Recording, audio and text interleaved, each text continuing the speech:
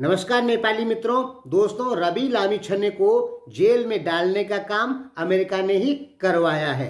दूसरा, रवि लामिछाने एक अच्छे खासे ईमानदार नेता पूरे भारत में बदनाम हो गए। आज भारतीय मीडिया चेक करेंगे तो उनमें साफ साफ लिखा गया है कि रवि लामिछाने को भ्रष्टाचार के आरोप में पुलिस ने गिरफ्तार कर दिया। यानी एक अच्छा खासा ईमानदार नेता पूरे भारत में भी बदनाम हो गया। देखिए, कुछ घटनाक्रम समझिए, तब आपको समझ में आएगा कि अमेरिका का ही हाथ है रवि लामिछाने के साथ में ये सब कुछ करने का। पहले तो ये जान लीजिए कि पहले हमने 2018 में जब रवि लामिछाने कार्यक्रम चलाते थे सीधा कुरा जनता संघ, उसी समय बोल दिया था कि रवि लामिछाने एक पार्टी बनाएंगे और ये नेपाल के प्रधानमंत्री भी बनेंगे भविष्य में। उप प्रधानमंत्री तो बन चुके हैं और फ्यूचर में हमें ऐसा लग रहा है ये एक बार जरूर नेपाल के प्रधानमंत्री बनेंगे, लगभग कन्फर्म है। अब 5 साल बाद बने या 10 साल बाद बने, लेकिन बनेंगे जरूर, चाहे 20 साल बाद बने। रवि लामिछाने नेपालियों का एक राष्ट्रीय गौरव है, एक विभूति है नेपालियों के लिए, एक हीरा है नेपाल का। ठीक, भले ही आप लोगों में से बहुत सारे लोग रवि लामिछाने की पार्टी का विरोधी होंगे, लेकिन सच्चाई यही है कि रवि लामिछाने नेपाल का हीरा है। बात खत्म। हम किसी भी पार्टी के आदमी नहीं है, इसलिए हम जो आपको बताएंगे सही बात बताएंगे। हमारा कोई लेना देना नहीं नेपाल की पार्टियों से, क्योंकि हमें नेपाल में वोट देने का अधिकार नहीं है, इसलिए हमारे लिए सभी पार्टियां बराबर। पहले क्या हुआ कि रवि लामिछाने के ऊपर चाइनीज समर्थक विश्लेषकों ने इल्जाम लगाए कि रवि लामिछाने अमेरिका के आदमी हैं। ठीक, और ये इल्जाम लगाने वाले विश्लेषक कौन थे? भरत दाहाल जी जैसे 150 विश्लेषक। ये सब चाइनीज समर्थक विश्लेषक हैं, यानी चाइनीज फंडिंग पे चलने वाले विश्लेषक। तो इनके द्वारा रवि लामिछाने के ऊपर इल्जाम लगाया गया था कि रवि लामिछाने अमेरिका के दलाल हैं, और इस प्रकार का एनालिसिस होता था सोशल मीडिया पर। रवि लामिछाने कैसे हैं पहले ये जान लीजिए। न वो भारत का फालतू बुराई करेंगे, न वो चीन का फालतू बुराई करेंगे, और न ही वो अमेरिका का फालतू बुराई करेंगे। रवि लामिछाने चीन, भारत, अमेरिका को दिखाकर वोट नहीं लेते। रवि लामिछाने भ्रष्टाचार विरोधी अभियान या देश में विकास की बात करके वोट लेने वाले व्यक्ति हैं। आपके बड़े नेताओं की तरह नहीं कि कभी भारत विरोध कर दिया, कभी चाइना के खिलाफ बोल दिया या अमेरिका के खिलाफ बोल दिया और जनता से वोट ले लिए। रवि लामिछाने ऐसा बिल्कुल नहीं करते हैं। कई मुद्दों पे उन्होंने भारत विरोध भी किया, अमेरिका विरोध भी किया। जैसे भारत विरोध उन्होंने ऐसे किया एक बार कि भारत ने कह दिया था कि बुद्ध भारत में जन्मे, तो उन्होंने इसका खुलकर विरोध किया। यानी जायज विरोध करते हैं रवि लामिछाने। ओली जैसे गलत विरोध भारत का नहीं करते रवि लामिछाने। ओली क्या है कि जो बात नहीं भी है वो भी झूठ फूट बोल के विरोध कर देते हैं भारत का। रवि लामिछाने के ऊपर बताया गया था कि ये अमेरिकन एजेंट हैं, आपकी सोशल मीडिया के कुछ एनालिस्टों ने और आपके कुछ चाइनीज समर्थक नेताओं ने। उसका कारण ये था कि इन्होंने कई बार पे कांग्रेस में बैठे कुछ नेताओं का समर्थन किया जो अमेरिकन यूथ काउंसिल के लोग थे। यानी जो नेपाली नेता अमेरिका को समर्थन करते थे उनका समर्थन किया रवि लामिछाने। जैसे इसमें एक गगन थापा भी हैं, वैसे तो बहुत हैं। गगन थापा जिस क्षेत्र से चुनाव लड़ रहे थे उस क्षेत्र से अपना उम्मीदवार खड़ा नहीं किया था रवि लामिछाने ने। इस बात को याद रखिए, पुराने जो घटनाक्रम है। दूसरा, एक थे विश्व प्रकाश शर्मा, वहां भी स्वतंत्र पार्टी ने अपना एक ऐसा उम्मीदवार लड़वाया जिसके ऊपर जनता का भरोसा नहीं था। मजबूत उम्मीदवार वहां भी खड़ा नहीं किया था स्वतंत्र पार्टी ने। और भी हैं घटनाक्रम, अब कितना आपको बताएं। ये आपने देखा होगा कि चितवन में जब चुनाव चल रहे थे तो गगन थापा ने सपोर्ट किया था रवि लामिछाने को, और ये भी आपको पता होना चाहिए था कि शेर बहादुर देववा के विरोध में जो चुनाव लड़ रहे थे सागर ढकाल, उनको भी मौन समर्थन था रवि लामिछाने का। अब देख लो, गगन थापा कांग्रेस पार्टी के, लेकिन उन्होंने रवि लामिछने की मदद की है चितवन चुनाव में। और भी घटनाक्रम बहुत सारे हैं, ज़्यादा बताएंगे तो बहुत लंबा हो जाएगा। तो इन्हीं घटनाक्रमों को देखते हुए नेपाल में बैठे चाइनीज समर्थक मीडिया ने रवि लामिछने को अमेरिका का दलाल बोलना शुरू कर दिया, जबकि रवि लामिछने न चीन के दलाल, न अमेरिका के दलाल, न भारत के दलाल। ये तो आप जानते ही होंगे कि आपके नेता कोई भी पार्टी हो, उनके जो बड़े नेता हैं वो या अमेरिका, चीन, भारत किसी न किसी के बोलने पे जरूर चलते हैं और वहाँ से फंडिंग जरूर लेते हैं चुनाव के लिए। और सबसे ज़्यादा फंडिंग होती है चाइना और अमेरिका से। भारत से फंडिंग इसलिए नहीं होती है क्योंकि भारत के पास एक तो पैसा बहुत कम है, दूसरा भारत में ऐसी कोई संस्था ही नहीं बनी जो विदेशी नेताओं के ऊपर फंडिंग करे या विदेशी मीडिया में फंडिंग करे। ये संस्था भारत में नहीं बन रखी है। भारत यदि ऐसा करेगा तो भारत की विपक्षी पार्टी सत्तारूढ़ पार्टी के विरोध में उतर जाएगी सड़कों पे। इसलिए भारत फंडिंग ज़्यादा नहीं कर सकता है, हो सकता है कभी कभार कर दे कोई व्यक्तिगत तौर पर। बाकी भारत से फंडिंग नहीं होती है क्योंकि पैसे की कमी है। जितना पैसा चाइना दे सकता है उतना भारत नहीं दे सकता, जितना अमेरिका दे सकता है उतना भारत नहीं दे सकता नेपाली नेताओं को चुनाव लड़ने के लिए। आपने ये भी सुना होगा कि प्रचंड जो हैं वो विरोध करेंगे कि क्यों रवि लामिछने को जेल में डाल दिया गया, जबकि एक छानबीन संस्था बनी थी जिसने छानबीन की कि सहकारी ठगी में क्या सचमुच रवि लामिछने ने पैसा खाया कि नहीं खाया। उसने छानबीन कर ली और क्लियर कर दिया कि रवि लामिछने ने इसमें कोई पैसा नहीं खाया, यानी पैसे का दुरुपयोग। आपके यहाँ पे प्रचंड वाली जो पार्टी है वो प्रो चाइना है, ओली वाली जो पार्टी है या ओली स्वयं प्रो अमेरिकन है। ओली के पार्टी में बहुत सारे नेता ऐसे भी हैं भीम रावल जैसे जो प्रो चाइना हैं।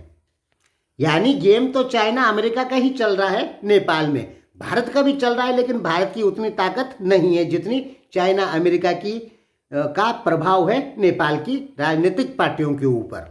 अपने अपने पक्ष की सरकार बनवाना, सब बात छोड़िए। इस समय आप देखेंगे तो रवि लामिछने कहीं न कहीं प्रो चाइना होते जा रहे हैं लगातार। और ये चीज़ें अमेरिकन जो लोग बैठे हैं नेपाल में उनको बर्दाश्त नहीं हो पा रही है। ओली जो है वो प्रो अमेरिकन आदमी है, इस चीज़ को गहराई से समझिए। ओली जो है प्रो अमेरिकन है, अमेरिका का पक्ष लेते हैं हर बार में। भले ही भारतीय मीडिया कितनी भी चिल्लाए कि ओली चीन समर्थक हैं, लेकिन ओली चीन से ज़्यादा अमेरिका का समर्थन करते हैं। एमसीसी पास कराने के लिए ओली ने पद छोड़ दिया था। उस समय चाहते तो ओली प्रधानमंत्री बन सकते थे। दिमाग में रख लीजिए, एमसीसी पास कराने में ओली जी का भी बहुत बड़ा हाथ है। कुल मिला के ये समझिए ओली जी जो हैं ज़्यादा से ज़्यादा अमेरिकन पक्ष के आदमी हैं। और इस समय रवि लामिछने द्वारा कुछ ऐसे काम हुए हैं जो प्रो चाइना हुए। ये चीज़ें बर्दाश्त नहीं कर पा रहा है अमेरिका या पश्चिमी देश जो नेपाल पर नज़र रखते हैं। इसलिए पूरी कोशिश की जा रही है कि रवि लामिछने को हर हाल में इतना प्रेशर रवि लामिछने के ऊपर डाल दिया जाए कि वो प्रो चाइना काम ना करें। ये प्रेशर है रवि लामिछने के ऊपर अमेरिका द्वारा कि भाई रवि लामिछने प्रो चाइना काम ना करें और अमेरिका के बोलने पर ही चलें। लेकिन रवि लामिछने ऐसा बिल्कुल नहीं करेंगे। ये अमेरिका भी जानता है, आप भी जानते हैं और मैं भी जानता हूँ। रवि लामिछने नेपाल का भविष्य है, यानी भविष्य में ये और ताकतवर होंगे, देखते रहिए आप। और ये चीज़ें CIA अच्छे से समझती है, इसलिए वो रवि लामिछने को प्रो चाइना देखना पसंद नहीं करती है। इसके कारण उन पे 1-1.5 अरब रुपए सहकारी ठगी का मामला दर्ज करवाया गया है। ध्यान में रखिए, पहले से ही रवि लामिछने जो हैं न वो प्रो अमेरिकन थे, न प्रो चाइना थे, न प्रो इंडियन थे। इस कारण पहले से ही उनको अमेरिका द्वारा परेशान किया जा रहा है, प्रेशर दिया जा रहा है कि आप हमारे पक्ष से रहिए। लेकिन रवि लामिछने ने ऐसा नहीं किया और आजकल वो कहीं ना कहीं प्रो चाइना दिखते हैं। यही कारण है कि इस बार उनको जेल डाल दिया गया है, जबकि नेपाल की एक समिति ने छानबीन की थी अच्छे से, उसने क्लीन चिट दे दी थी कि रवि लामिछने ने कोई घोटाला नहीं किया। फिर भी उनको पुलिस पकड़कर ले गई। ये प्रेशर है रवि लामिछाने के ऊपर अमेरिका द्वारा। अभी आप देखेंगे कि इस समय नेपाल में जो चाइनीज फंडिंग मीडिया है वो रवि लामिछाने का समर्थन कर रही है। इससे पहले नेपाल में चाइनीज फंडिंग जो मीडिया है, अब बहुत सारी मीडिया है चाइनीज फंडिंग, हम बहुत सारे विश्लेषकों के नाम भी बता सकते हैं। पहले वो लोग रवि लामिछाने का विरोध करते थे जब तक वो चाइना से दोस्ती नहीं रखते थे या चाइना से बातचीत नहीं करते थे, तब तक वो रवि लामिछाने को अमेरिका का दलाल कहते थे। लेकिन अब वही मीडिया रवि लामिछाने के पक्ष से बात कर रही है। इसलिए साफ क्लियर होता है कि अमेरिका ही रवि लामिछाने को जेल में डालने की बात कर रहा है, जैसे अमेरिका ने इमरान खान को जेल में डलवाया, क्योंकि Imran Khan pro China Russia हो गए थे। CIA बहुत ताकतवर है। भारत के लिए अलग CIA है, नेपाल के लिए अलग शाखा है CIA की, चाइना के लिए अलग शाखा है। यानी दुनिया में जितने भी देश हैं उनमें 180 शाखाएं हैं CIA की, यानी 180 देशों में CIA की शाखाएं चलती है। लोगों को पता नहीं रहता है। और ये हम आपको पहले ही बता दिए थे कि रवि लामिछाने को आगे नहीं बढ़ने देंगे ओली जैसे नेता। भारत के लोग कहते हैं कि काला पानी का नक्शा ओली जी से चाइना ने पास करवाया, लेकिन नहीं, मैं बार बार कहता हूं कि अमेरिकी दबाव में ओली जी ने काला पानी का नक्शा पास किया ताकि भारत और नेपाल के बीच में दुश्मनी पैदा करवाई जा सके। अभी आपने देखा होगा कि अमेरिका और भारत के बीच में जबरदस्त टेंशन चल रहा है। अमेरिका ने चाहा कि हम रूस को बर्बाद कर दें, लेकिन भारत चाइना ने रूस को तेल खरीद के उसकी इकोनॉमी को मजबूत किया। अगर भारत चाइना रूस से तेल नहीं खरीदते तो रूस की इकोनॉमी ढह जाती। और सबसे ज़्यादा तेल खरीदा भारत ने, चाइना को तो बहुत पीछे छोड़ दिया। इतना तेल भारत ने खरीदा। चाइना ने तो केवल अपने लिए खरीदा, भारत ने तो खरीदा भी है और बेचा भी, अपना लेबल लगा के यूरोपीय देशों को बेचा। इजराइल ईरान वार में भारत ने अपने शिप भेज दिए, नेवी शिप जो लड़ते हैं, 3 शिप भेज दिए ईरान के अब्बास बंदरगाह पे, ये दिखाने के लिए कि देखो भाई इजराइल ईरान पे अटैक मत करना।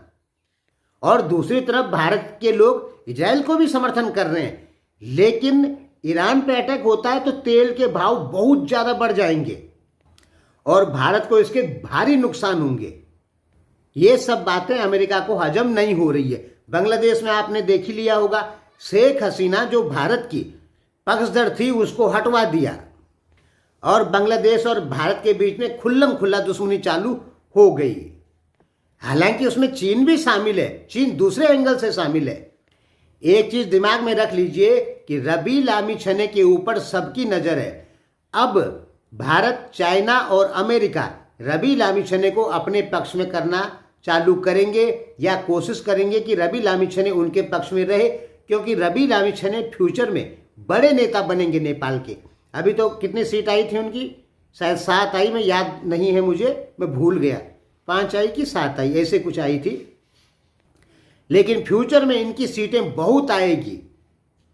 ये अभी 4थे नंबर की पार्टी है नेपाल में, ये 1 नंबर की पार्टी बनेगी, कांग्रेस को ये गिराएगी, देख लीजिएगा, चाहे 10 साल में गिराए और चाहे 15 साल में गिराए। MLA को भी पीछे करेगी, ये माओवादी को भी पीछे करेगी, चाहे 10 साल हो, 5 साल हो, 15 साल हो, लेकिन करेगी जरूर। इसीलिए तो अभी से रवि लामिछाने को रोकने की तैयारी की जा रही है। और हमने पहले ही बता दिया था कि रवि लामिछाने को ये लोग बख्शेंगे नहीं। 4 साल पहले मैंने बोल दिया था कि रवि लामिछाने को ये हर हाल में जेल में डलवाएंगे। 4 साल पहले नहीं, 2018 में, कि रवि लामिछाने पार्टी खोलेंगे, उसके बाद वो चुनाव लड़ेंगे, उसके बाद बड़े नेता बनेंगे, हो सकता है प्रधानमंत्री भी बने। लेकिन ओली, प्रचंड, देवबा इनको बड़े नेता नहीं बनने देंगे, इनको अनेक प्रकार के इल्जाम में फंसाया जाएगा। इस प्रकार की बात मैं कई बार कह चुका हूं। हालांकि इस समय प्रचंड जो है वो रवि लामिछाने के पक्ष में खड़े हैं।